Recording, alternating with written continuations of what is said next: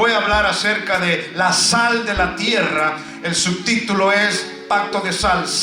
La sal de la tierra, bajo el subtítulo Pacto de Sal. Números 18, 19. Ponemos dos bases bíblicas y desarrollo, amén, la prédica en esta mañana. Dice la Escritura, en el nombre de Jesús, el Señor le manda a Moisés esta ordenanza y le dice: todas las ofrendas elevadas de las cosas santas que los hijos de Israel. Vamos a actualizar esa versión. Yo pudiera decir: todas las ofrendas elevadas de las cosas santas de los hijos de presencia de Dios. Amén. Que ofrecen al Señor, las he dado para ti y para tus hijos y para tus hijas contigo por estatuto perpetuo. Diga eterno.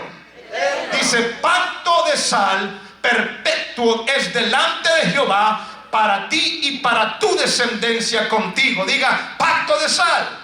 Algo eterno, algo que nunca va a cesar. Yo no sé si usted se ha dado cuenta, pero servimos al Rey de Reyes y Señor de Señores, y el apóstol dice que su reino es sempiterno, o sea, es eterno, no tiene principio, no tiene fin. El Señor, amén, habla y usa ese mismo término. Estamos bajo un pacto de sal eterno, perpetuo, delante del Señor. Segunda de Crónicas, capítulo 13, versículo 5, dice: ¿no sabéis vosotros que Jehová Dios de Israel dio el reino a David sobre Israel para siempre? A él y a sus hijos. ¿Bajo qué?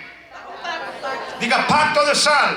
El Señor le habla, aleluya, el profeta habla y dice: ustedes no saben que el Señor entregó el reino de Israel a David y a sus hijos para siempre. ¿Bajo qué? Diga pacto de sal. Gloria al Señor. Tenemos las citas bíblicas. ¿Qué hubiera sido de la bestia si la bella no hubiera aparecido? Usted conoce la historia. Hubo un tiempo cuando su rostro era hermoso, su palacio era lindo y agradable. Esto era antes que la maldición cayera sobre él, sobre el corazón del príncipe y sobre su castillo.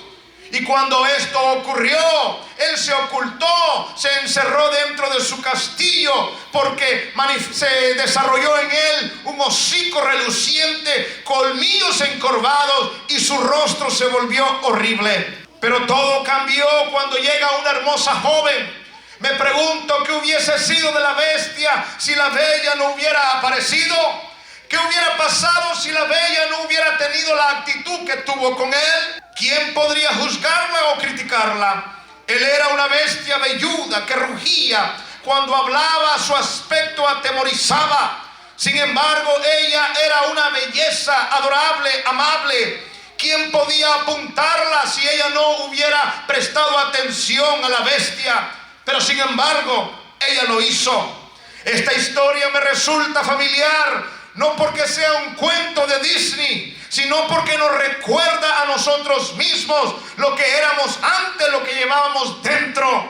Santiago 3:15 dice que el hombre se volvió un animal, se volvió bestia y se volvió diabólico. Gloria al Señor. Pero el principio no era así. Hubo un tiempo donde el rostro del hombre y el rostro de esta humanidad era hermoso. Era un tiempo donde se llamaba el palacio, se llamaba el Edén. Pero eso fue antes de la maldición. Eso fue antes del que el pecado viniera y la muerte viniera. Eso fue antes que la muerte y la maldición cayera en el jardín y sobre Adán y sobre Eva.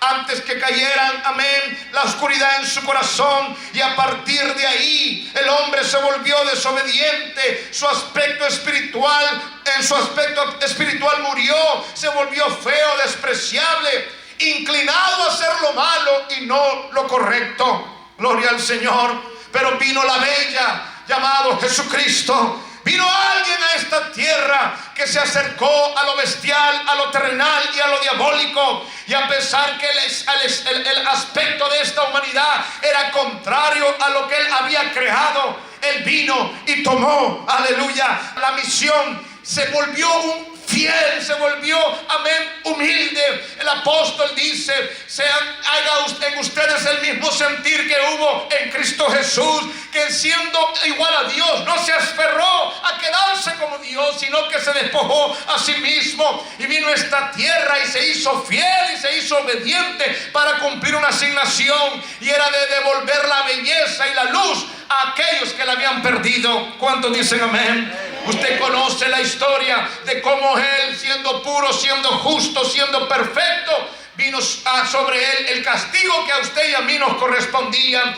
La Biblia dice que Él recibió azotes. La Biblia dice que Él recibió escupidas. El azote legionario estaba formado de tiras de cuero con pequeñas bolas de acero en sus puntas. Se buscaba golpear al acusado hasta dejarlo medio muerto y luego parar. La ley romana permitía 39 azotes, pero casi nunca se llegaba a ese número. Un soldado vigilaba la condición del preso, porque no debería morir azotado sino crucificado. Cuando soltaron las cadenas de las manos de Jesús, Él se desplomó a tierra casi muerto, estando en el piso con su espalda destrozada por los azotes. Los soldados pusieron la cruz sobre sus hombros e iniciaron la marcha hacia el Gólgota, o el lugar de la calavera donde iba a ser ejecutado. La tarea de los soldados era llevar a Jesús al monte y crucificarlo, pero ellos tenían algo más en mente. Antes de matarlos, ellos querían divertirse con el carpintero. Antes de matarlo y crucificarlo, ellos querían tener un poco de diversión con él. Eran soldados fuertes, robustos, armados, quienes formaron un círculo alrededor de un hombre golpeado, desangrado, desfalleciente y casi muerto, y empezaron a escupirle. Jamás una escupida ha herido un cuerpo. Jamás una escupida podrá causar dolor en el cuerpo físicamente hablando, no se puede, pero se escupe para hacer daño en el alma. Ahí es donde es efectivo una escupida. Eran soldados que estaban fuertes y estaban diciendo: vamos a elevarnos, humillando a Jesús. Yo soy mejor que tú, poniendo, amén, escupitazos en el cuerpo y en el rostro de Jesús, sintiéndose superiores al creador de la vida y del universo. Se sentían muy fuertes, se sentían muy valientes, se sentían muy grandes, empequeñeciendo a Jesucristo. Las escupidas simbolizan la inmundicia y la suciedad de nuestras almas. ¿Qué hubiera ocurrido si la bella no hubiera venido? Que si no se hubiera interesado por nosotros, hubiéramos permanecido siendo bestias espirituales, salvajes y diabólicos. Pero el más bello de los hijos de los hombres, el más bello de los hijos de los hombres, se preocupó por usted y se preocupó por mí. El que estaba libre de pecado tomó forma de pecador, para que nosotros los pecadores pudiéramos tomar forma de bellos y de santos. La corona de espinas que tenemos aquí, dijo un soldado: un rey sin corona, aleluya. Y fue y buscó ramas maduras como para entretejer espinas y flexibles y doblarlas, y con ellas hacer una corona de escarnio, de dolor. Una corona de espinas para un rey que va a ser crucificado sin corona. A través de las escrituras, las espinas simbolizan no el pecado, pero sí la consecuencia del pecado. Después que Adán y Eva pecaron, Dios maldijo la tierra. Génesis 3:17: y dijo el Señor al hombre: por cuanto obedeciste a la voz de tu mujer y comiste del árbol que te mandé diciendo, no comerás de él, maldita sea la tierra por tu causa, con dolor comerás de ellas todos los días de tu vida, espinas y cardos te dará la tierra. Las espinas, las zarzas en la tierra son el producto del pecado, el pecado de rebelión. El no querer obedecer a Dios, a su palabra, ha causado espinas en el corazón del hombre. Adéntrate un poco al espinoso terreno de la humanidad y descubrirás gente que te odia, descubrirás gente que te envidia, descubrirás gente que te traiciona, gente, amén, que te va a punzar con vergüenza, con miedo, con culpa, con deshonra, con desaliento, con depresión y y con ansiedad. Esas son las espinas que abrazan hoy el alma. Esas son las espinas que abrazan hoy el espíritu. Amén. Fue espinas causadas por la rebelión y la desobediencia a la palabra de Dios. Cuando viene, aleluya, la corona de espinas en la frente del maestro, lo que está diciendo es: yo estoy llevando, aleluya, tu culpa. Yo estoy llevando tu daño emocional. Yo estoy llevando tu envidia. Yo estoy llevando esas espinas que por tu desobediencia tú produjiste en la tierra. El maestro nunca tuvo que sentirse culpable porque él nunca falló. Él nunca tuvo que estar ansiedad, porque él fue perfecto. Pero a pesar de que él fue perfecto, se dejó colocar la corona de espinas que simbolizaba los cardos y las espinas del ser humano. ¿Cuántos dicen amén? Amén. Estando en esa condición, comienza la caminata al Calvario. Yo no te abandoné, yo caminé por ti. Es el mensaje de la caminata hacia el Gólgota.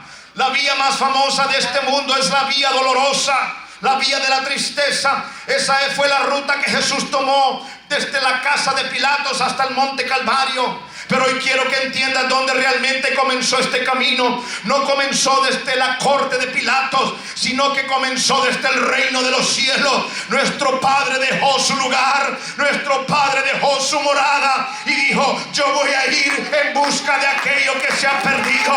Yo voy a ir en busca de aquello que yo amo. Y aunque se vea mal, y aunque esté mal, yo voy a comenzar mi jornada hacia ellos. Y es lo que se conoce como la pasión del Cristo, cuando ese deseo ardiente de querer acercarse a su creación, a sus hijos, y él dijo: yo no voy a hacer que ellos caminen el camino del Calvario, yo voy a caminar por ellos. Yo me voy a poner en los zapatos de culpa, de dolor y de pecado. Isaías 53:6 dice: todos nosotros nos descarriamos como oveja, cada cual se apartó por su camino, mas Jesús en él cargó el pecado de todos nosotros. Angustiado él y afligido, no abrió su boca. Como cordero fue llevado al matadero, y como oveja delante de sus trasquiladores enmudeció y no abrió su boca. Él vino a tomar la ruta de tu dolor. Él vino a tomar la ruta del pecado. Él vino a tomar la ruta de la culpa, de la vergüenza, para que usted y yo no fuéramos expuestos públicamente delante de este mundo. Él decidió quitarse sus zapatos de santidad. Él se decidió quitarse sus zapatos de honra, sus zapatos de perfección, y se puso tus zapatos y se puso mis zapatos, y comenzó la jornada hacia el Gólgota. Él no quiso atreverse a exponerle a usted y a mí públicamente por el camino, sino que él dijo: yo voy a tomar ese camino, yo me voy a avergonzar por ellos, yo voy a llevar la carga por ellos y voy a caminar porque te amo. Los clavos, ven conmigo al monte Calvario y te voy a decir por qué empujan al carpintero. Lo empujan para que caiga y así estirar sus brazos sobre el madero de la cruz. Un soldado aprisiona con sus rodillas sobre el antebrazo del carpintero, mientras el otro pone el clavo sobre la mano. Justo en el momento que el soldado alza el martillo, Jesús vuelve su cabeza para mirar el clavo. ¿No podía Jesús con un apretón de su puño haberse resistido? ¿O tal vez con una sola mirada haber detenido el brazo del soldado? Él era Dios manifestado en carne.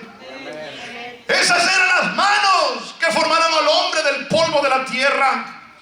Esos fueron los dedos que escribieron los 10 mandamientos en las tablas cuando los entregó a Moisés.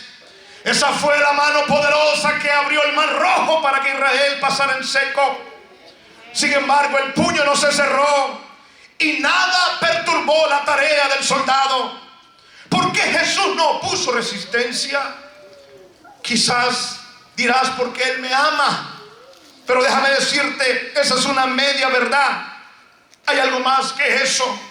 Colosenses 2:13 dice: y a vosotros, estando muertos en delitos y pecados, os dio vida juntamente con Él, perdonándoos todos los pecados, anulando el acta de decretos que había contraria a nosotros, que nos era contraria, quitándola de en medio y clavándola en la cruz. y despojando a los principados y a las potestades, los exhibió públicamente, triunfando sobre ellos en la cruz. En la cruz había una lista perforada por los clavos de tus pecados y por los clavos de mis pecados. Ahí quedó clavada, amén, en señal de que estaba siendo pagada. Por eso Jesús no cerró el puño, porque miró la lista, amén, de pecados suya y la lista de pecados mía, y dijo: no me puedo resistir a cerrar mi mano, porque si yo no pago por ellos se van a perder y no los voy a tener juntamente conmigo.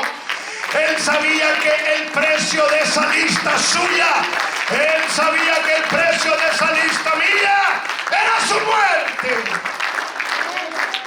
Él sabía que la fuente de esos pecados éramos nosotros.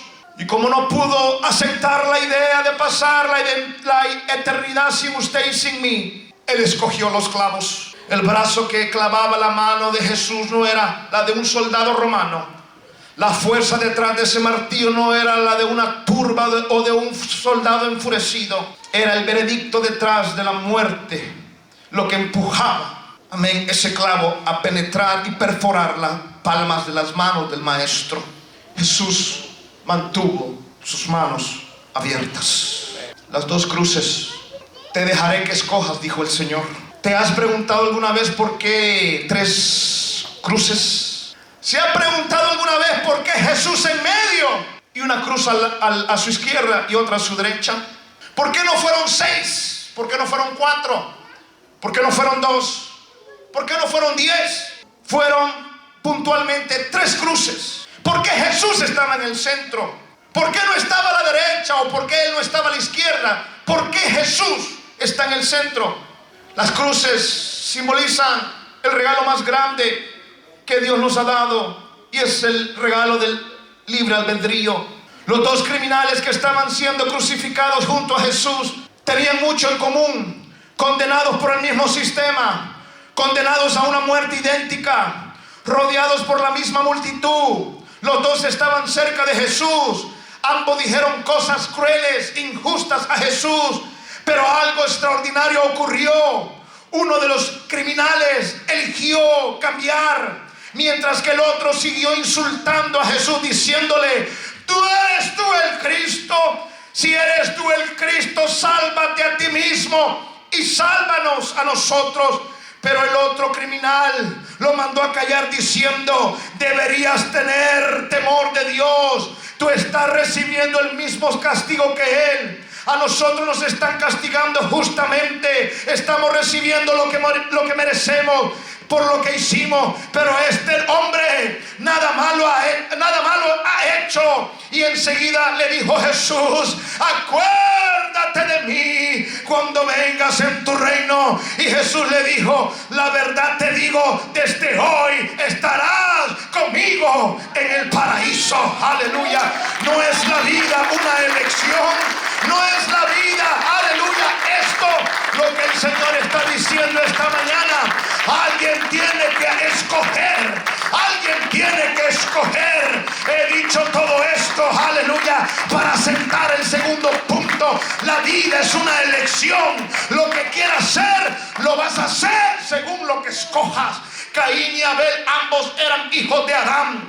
Abel escoge a Dios, pero Caín escoge matar a su hermano y alejarse de Dios. Abraham y Lot eran ambos peregrinos de Canaán. Abraham escoge a Dios y Lot escoge vivir y establecerse lejos de Dios. Se estableció en Sodoma y Gomorra. David y Saúl, ambos reyes de Israel. David escoge a Dios y Saúl escoge rebelarse contra Dios. Pedro y Judas, ambos apóstoles del Señor Jesús, ambos niegan al Señor.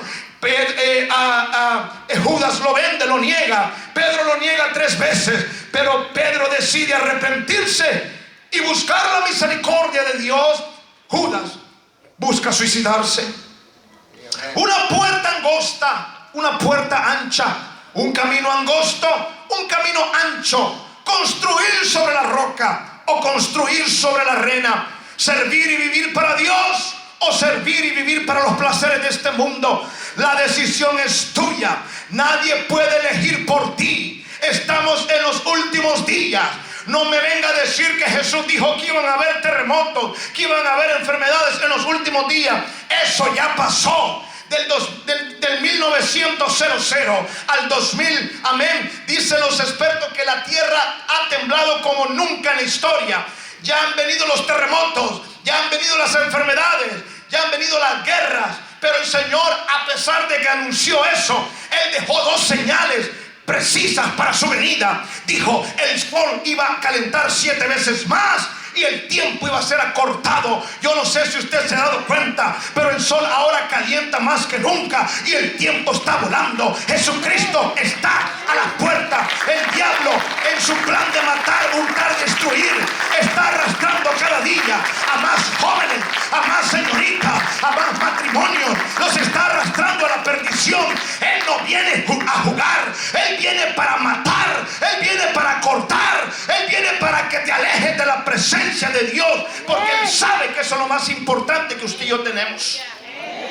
La iglesia necesita despertar y darse cuenta que estamos en el reino, y el reino no es un juego. No puedes estar jugando con la presencia de Dios. No puedes estar jugando en estos tiempos difíciles. No puedes estar pisando territorio de Satanás. Amén. Gloria a Dios. Cuando usted se bautizó y recibió el Espíritu Santo, usted hizo un pacto de seguir a Jesucristo todos los días de su vida.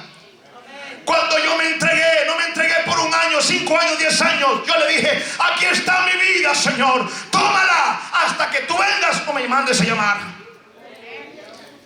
Este pacto no dura 3 días, este pacto no dura 10 años.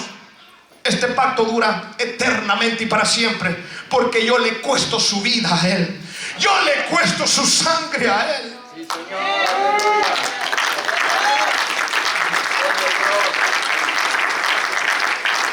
¿Qué es un pacto de sal?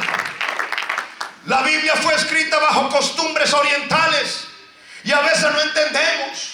Por eso le digo: métase en la palabra, porque la palabra es la que transforma, la palabra es la que le hace crecer. La Biblia fue escrita bajo costumbres orientales y a veces no entendemos por qué la leemos. Porque la leemos con nuestra mentalidad latina.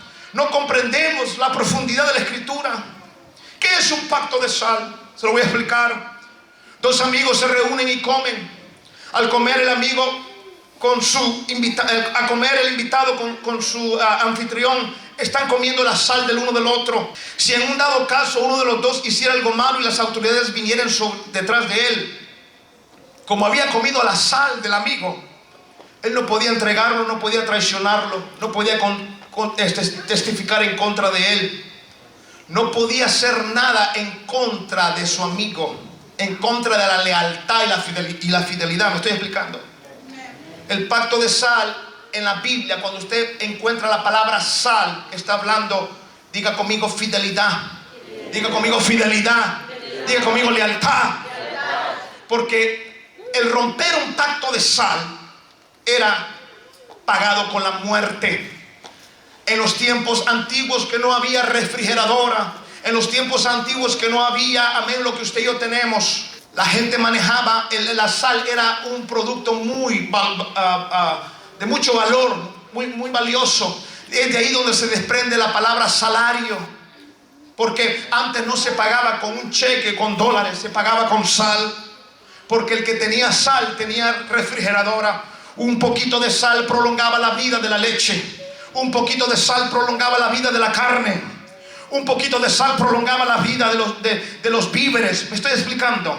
La sal era muy importante en el tiempo de Jesús. La sal era algo valioso en el tiempo de Jesús. Amén. Entonces la gente usaban la sal, aleluya, para pactar. Jesús dijo en Mateo 5:13, por favor, aleluya, 5:13 de Mateo, dice la escritura. Jesús dijo: vosotros sois la sal de la tierra. Pero si la sal se desvaneciere, ¿con qué será salada? No sirve más para nada, sino para ser echada fuera y ser pisada o hollada por los hombres. En los tiempos de Jesús no se compraban los frasquitos de sal, no se compraban una librita de sal, no. En los tiempos de Jesús eran sacos de 30, de 50 libras de sal. El que tenía sal tenía, amén, aleluya, estaba bendecido, era sinónimo de finanza.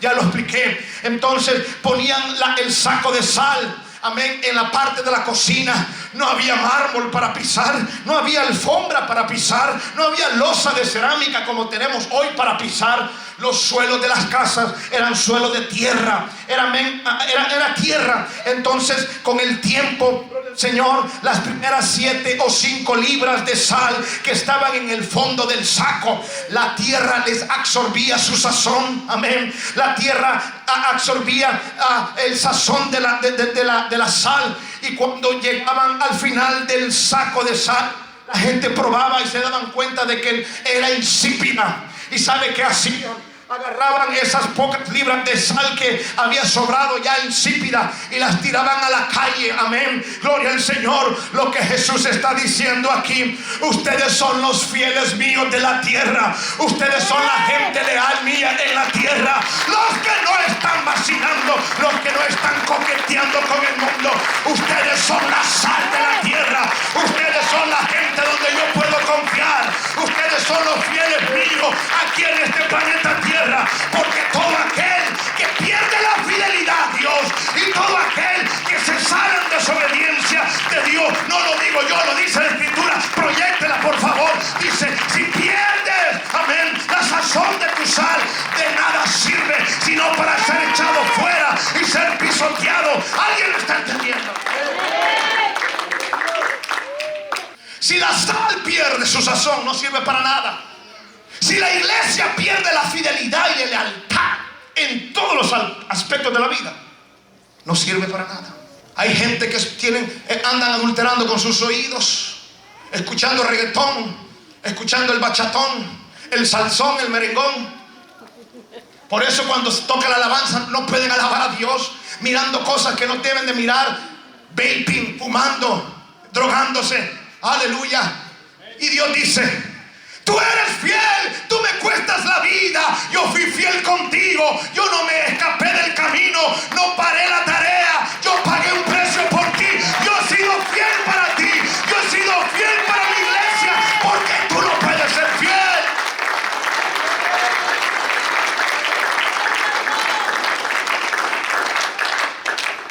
Jesús dijo en el antiguo pacto: era hombre que cometiera adulterio, mujer que cometiera adulterio, iba a ser apedreado. ¿Sabe por qué? Porque tenían un pacto de sal. En las bodas israelitas, no que se ponían el lazo, a ver el lacito, a ver la arenita, a ver ¿cómo se llaman las cosas que ponen las monedas? La que se estaba casando agarraba una pizquita de sal, y el que se estaba casando agarraba una pizquita de sal y la ponía en la boca de la mujer, y ella la ponía en la boca de su pacto de fidelidad, pacto de sal. Aleluya. Y cuando uno de los dos rompían esos pactos, tenían que ser apedreados, porque la rotura de un pacto de sal era la muerte. Usted dirá: qué gran culpa sintió Judas Iscariote cuando vendió al Señor. Antes de que lo vendiera, dice la Escritura, la famosa Santa Cena. Usted no ande creyendo esa Santa Cena, porque los judíos no se sentaban a una mesa, se sentaban, doblaban sus piernas así y se sentaban sobre una alfombra. Así que ese cuadro de la Santa Cena, ese es un fraude, porque en los tiempos de Jesús no usaban mesa. Judas había comido el cordero con Jesús, y el cordero era sazonado con sal. Judas comió la sal del maestro. Por eso cuando lo traiciona, él sabía que él tenía que, y en vez de buscar el perdón de Dios, él buscó suicidarse, porque había roto un pacto de sal.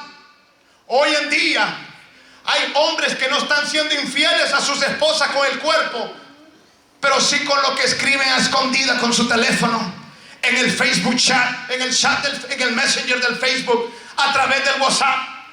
Amén. Buscando amores del pasado. Ay, buscando compañeritas del pasado. Gloria al Señor. Iglesia, si la que tú tienes en la casa la haces llorar y estás alegrando a alguien allá afuera, tú necesitas hacer ajustes. Aleluya. Demasiados hombres maltratando mal a sus mujeres en sus hogares, pero sacándole una sonrisa a la vieja del Walmart, a la cajera del Walmart. Aleluya. Tienes que cuidarte, porque romper un pacto de fidelidad, la Biblia dice, no sirve la sal que no tiene sazón. No sirve para nada, sino para ser pisoteada por los hombres. Aleluya. Estamos en un tiempo donde la gente no tiene fidelidad. Amén. Y la fidelidad es algo carísimo y fino para encontrarla en gente barata. Amén.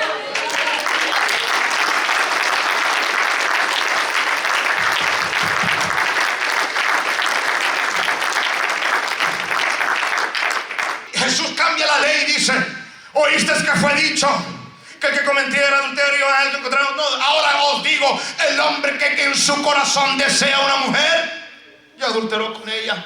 Porque ahora ya no se trata del acto, sino se trata de circuncidar el corazón. Hay gente que fueron bautizados en el nombre de Jesús, fueron llenos del Espíritu Santo, cantaban alegre, danzaban alegre, oraban, leían la Biblia, ofrendaban con alegría.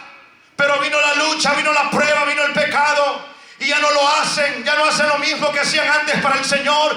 Qué triste ver a un hermano y una hermana siendo el fondo de la vasija de sal, sin sabor, que ha perdido el sazón para la presencia de Dios, que ha perdido la devoción para la presencia de Dios, entretenido, entretenida en las cosas de este mundo. Marcos 9, 49, 50, por favor. Aquí no se trata que si quiero o no quiero. Mira lo que dice. Porque todos, léalo por favor. Porque todos serán salados con fuego, y todo sacrificio será salado con sal. Aquí está hablando Jesús. Siga, 50. Buena es la sal. Diga, bueno es ser fiel. Dígalo conmigo, bueno es ser fiel. Bueno es ser leal. Mas si la sal se hace insípida, ¿con qué la sazonaréis? Tened sal en vosotros y tened paz los unos con los otros. Cuando usted es fiel, cuando usted es leal, usted tiene paz. ¿Usted quiere darse cuenta cómo me doy cuenta que usted habla mal de los pastores? Cuando normalmente un niño, pastor, viene, y a veces le pasas al niño y el niño te queda viendo. O yo a papá o a mamá hablando mal del pastor.